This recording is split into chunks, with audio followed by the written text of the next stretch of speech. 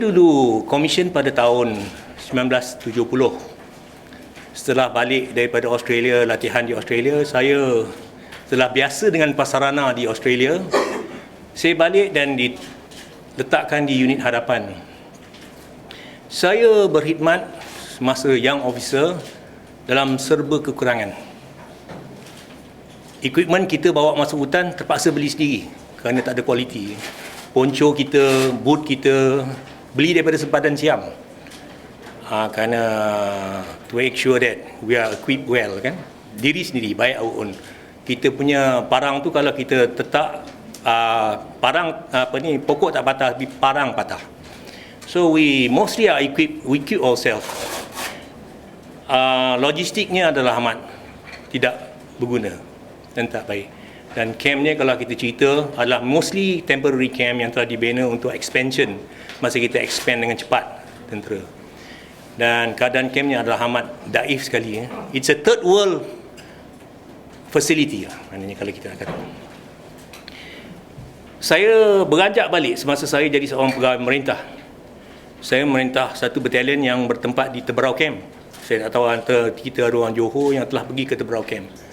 Teberau Camp tu adalah bekas depo kenderaan tentera British Far East. Jadi bayangkan camp itu telah transform to become an army camp. Dia sambung tambah dinding, bilik air yang tidak sesuai. Kita tahu bilik air tentera selalu kalau saya ingat awak masuk semua tidak larat nak menggunakannya kerana dia kolah satu tengah-tengah, mandi keliling. Jadi sampai hari saya ingat tidak berubah lah ingat. Okay. Thank you. Bekas tentera? Ya, thank you. Dan saya rasa tidak banyak perubahan dari segi logistik walaupun ada improvement dari segi communication, personal equipment dan sebagainya. Semasa saya jadi panglima, semasa saya berkhidmat di Namibia, equipment also very poor. Ambulance kita yang kita bawa sentiasa rosak and the UN cannot handle it. Dia kata this is not listed as ambulance. Tapi kerana kita terlampau daif, kita beli kereta biasa, tahu alat ambulance dalam tu, which they said this is not an ambulance, it's just a normal vehicle. Kita bawa selalu tersadai di Namibia. Dan banyak lagi logistik problem yang kita hadapi. Budak-budak, saya ingat saya kena bagi tahu, saya tak nak bagi tahu, saya tak nak memalukan, tapi budak-budak pada malam hari sejuk di Namibia, orang semua pakai baju sejuk, negara-negara asing pakai baju sejuk, kita pakai towel untuk melahankan daripada sejuk. Sehingga kan the British Army offered dia punya combat dress dan equip us. Malangnya benda ni datang setelah kita nak balik, baru benda ni sampai. That's how poor was our logistic. It does not change. Masa saya menjadi panglima di 6 Brigade, keadaan camp tidak berubah. Masa saya jadi JOC di Kuala Lumpur, keadaan camp di Selangor pun tidak banyak berubah. Jadi persoalannya, kenapa benda ni berlaku? Adakah negara ni miskin? Saya selalu tanya, is this country too poor to give the proper accommodation and prasarana untuk tentera? Kalau nak kira miskin tak miskin, ni kiraan Datuk Seri more fasih daripada saya. Kalau kita kira daripada bajet Malaysia Plan, every Malaysia Plan kita dapat lebih kurang dalam 5 ke 7 bilion. Tentera the second largest. Kalau saya servis saya 35 tahun. Kalau kali 7, 5 kali 7 is 35 billion. Kalau 7, almost 40 billion. Lepas tu operational budget yang telah diperuntukkan adalah lebih kurang dalam 2 billion. 1 billion untuk untuk gaji dan the rest are for maintenance. Jadi tambah lagi 30 billion, almost 75 billion yang telah diberi kepada tentera untuk membangunkan tentera.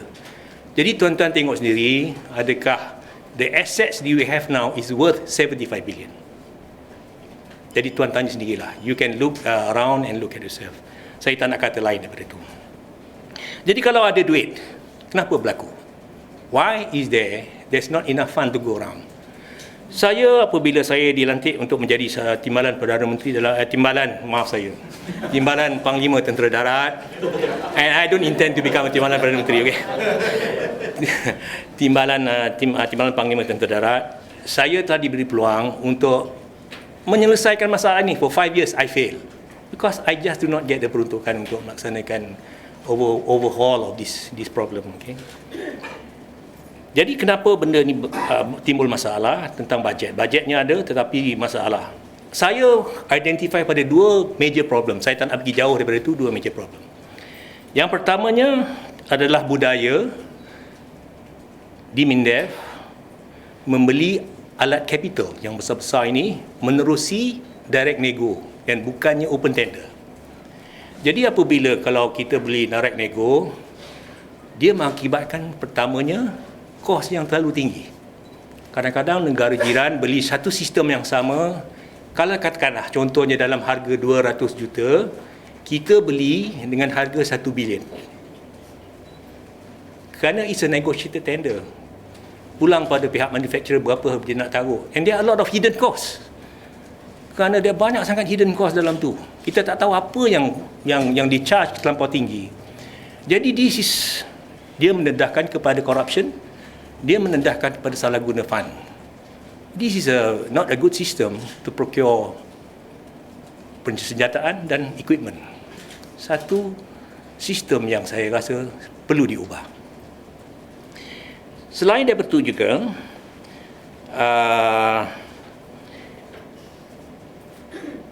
membeli daripada secara begini menguntungkan hanya a few sector of people.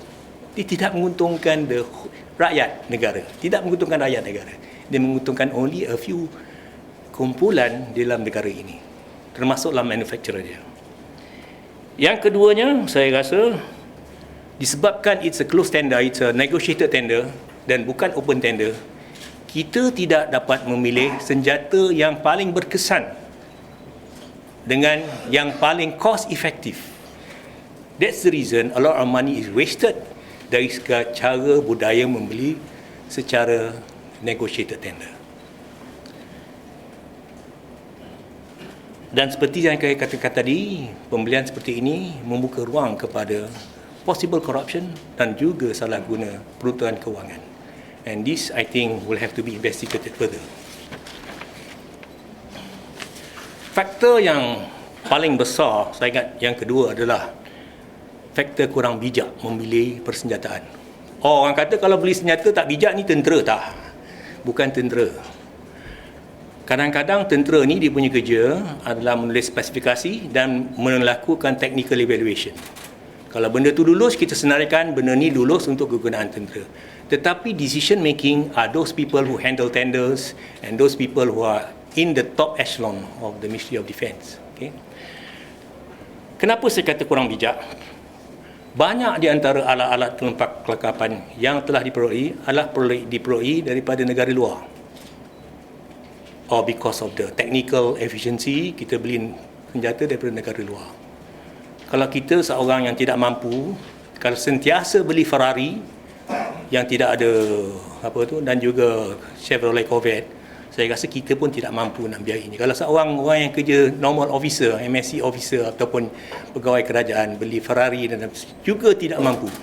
It's the same thing. Kalau kita beli senjata yang dibuat dari luar, kosnya tinggi. Yang keduanya, kalau tak ada transfer of teknologi, kita tidak untung. Kerana kita tidak akan tahu menahu macam mana nak membuat senjata sampailah berpuluh tahun, hingga kan kita apabila nak berperang will depend on other countries. Kena minta permission dia orang pula tu. Bolehkah kita pergi berperang? Kerana kalau tak berperang, dia tutup supply. Saya sebenarnya apabila bercerita tentang transfer of teknologi, saya berpeluang pergi ke, saya bukan Navy tapi saya berpeluang pergi ke Pakistan. Dia punya dockyard. Semasa saya di sana, mereka telah pun bermula dengan submarine project dia orang. Dia beli dalam 8 biji ke 12 biji, saya tak ingat, lebih kurang submarine daripada same company yang kita beli submarine, tapi dia beli submarine yang sangat kurang sikit teknologinya. Apa yang berlaku bahawa they insist that there must be a complete surrender ataupun transfer of technology, bukan setakat buka komponen, repair, ganti, beli komponen dan ganti, tukar bateri ganti, itu bukan transfer of technology. Itu adalah mentransfer teknologi dengan cara melepaskan batuk di tangga. Okay?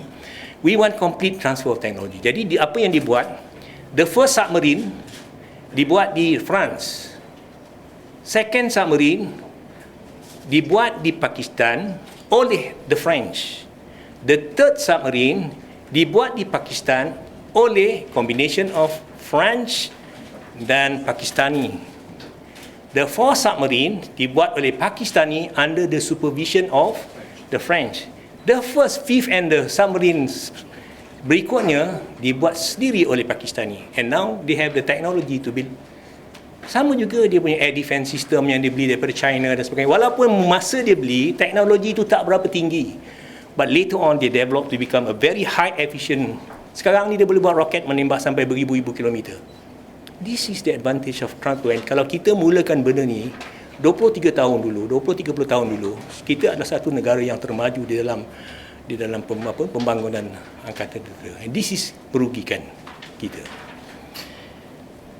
Akibatnya membeli daripada senjata and reliance on luar negara, kos senggaraan yang terlalu tinggi kerana every component will have to be bought from outside. And the worst thing, yang paling bahaya sekali, senjata, katakan sebuah senjata yang dibuat di Britain tidak dibuat sepenuhnya di Britain kerana mengikut perjanjian Euro, komponen-komponennya dibuat di seluruh Europe. So, can you imagine 200 komponen serata Europe? Kalau terjadi pada senjata kita, kita kena cari komponen yang merata Europe. This is very costly dan juga dia menyebab kelewatan senggaraan senjata. It cost readiness of the senjata. Ini dalam masa peacetime, dalam masa aman. Bayangkan kalau dia dalam masa perang. Kita cannot afford such time. It's very costly. Okay. Jadi praktis ini perlu diubah. We have to look back at the way we acquire, kita memperoleh senjata kita.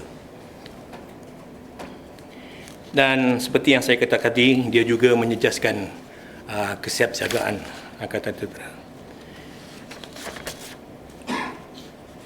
Memandangkan kepada dua perkara yang telah saya katakan tadi, disebabkan budaya belanja peruntukan yang tidak berkhemah ini, banyak sektor-sektor lain yang perlu dibangun dalam tentera darat tidak dapat dibangunkan. Seperti saya katakan, improvement of the camp, the facility, kebajikan tentera, truck dia dan sebagainya. So, you tengok kalau ada neglect of all these things, it's because of this major problem. Okay. Saya janji 2 jam tapi saya dapat buat dalam 20 minit, jadi Alhamdulillah. Sebagai penutup, saya ingin mengingatkan kepada tuan-tuan dan puan-puan semua tentang pentingnya angkatan tentera kepada negara.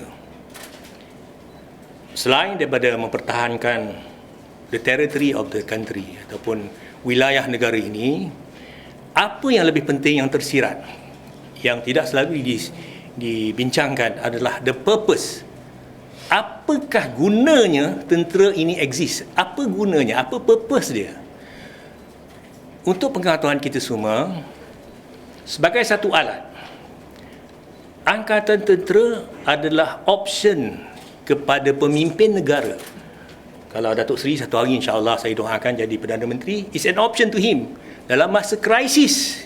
Selain daripada diplomatik, selain daripada pergi ke UN, dan selain daripada cara-cara lain, adalah menggunakan tentera to force the issue.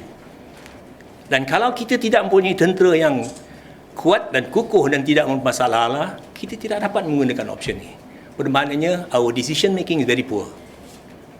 And this saya rasa adalah satu faktor yang penting untuk menentukan bahawa semua wang peruntukan dapat dibelanja secara optimal sehingga kita dapat memberi pulangannya balik kepada negara dan kepada rakyat.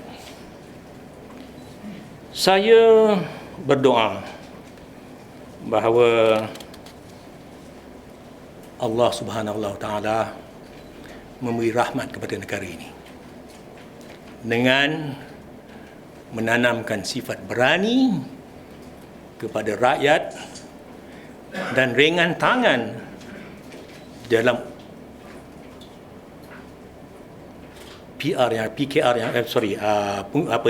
election yang akan datang untuk memilih sebuah kerajaan yang amanah, yang telus dan dapat menjaminkan masa depan negara. Saya juga berharap dan berdoa supaya kerajaan yang dipilih dapat menjaga dan mengembalikan maruah anggota tentera kita, semama ada yang telah dalam masih bersara ataupun yang telah bersara, menjaga kebajikan mereka, kerana semasa mereka mengangkat sumpah menjadi seorang tentera, saya dah terangkan kepada Datuk Seri dua perjanjian yang tersirat, iaitu dia berjanji akan melaksanakan mana saja atau apa jua pekerjaan tugas yang dibeli oleh kerajaan dan di mana saja dia tidak akan engkar. Perjanjian yang sebelah lagi adalah perjanjian kerajaan terhadap anggota tentera menentukan prasarana mereka adalah sihat, gaji mereka adalah mencukupi, kebajikan mereka dijamin. Satu dilaksanakan, satu lagi tidak terlaksana. Jadi saya harap kerajaan yang memerintah di masa hadapan akan melaksanakan kedua-dua kontrak ini dijalankan. Dengan itu saya mengakhiri saya punya statement ini. Saya ingin berbesar hati kalau tuan-tuan dan puan-puan can do further investigation. Bukalah Jane Defence Journal, tengok whether saya punya statement ini adalah betul dan benar. Cek pada bajet, adakah saya punya statement ini betul dan benar. Kalau boleh interview KSU, Kementerian Pertahanan, tanya apakah saya cakap ni satu bohongan, pembohongan kepada rakyat atau satu benda yang benar. If you have the opportunity.